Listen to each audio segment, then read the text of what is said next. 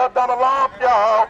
Time is winding up, so much corruption in this land. They say that God hears prayers, and the march was a prayer for justice, not on their knees, but on foot, asking for an end to racism, anti-Semitism, and discrimination.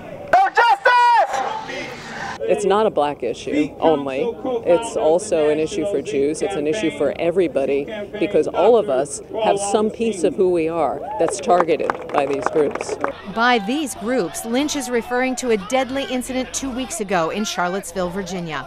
A group of white supremacists and other extremists held a 2-day rally with explicit hateful speech.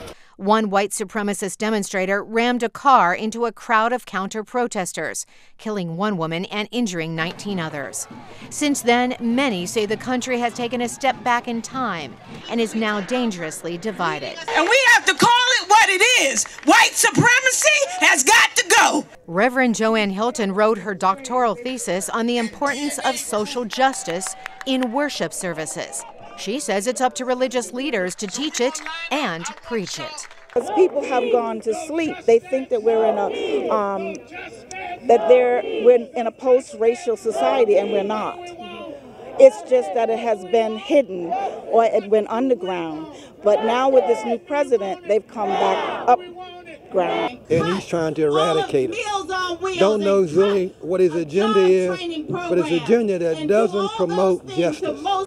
But along the way, an unplanned stop, a silent prayer at the Trump International Hotel.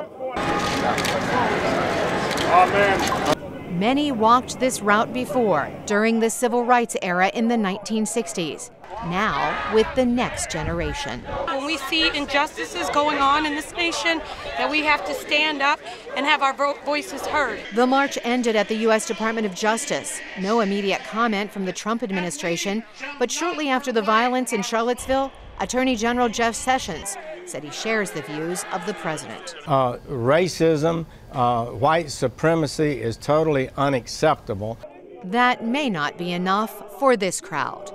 Carolyn Presutti, VOA News, Washington.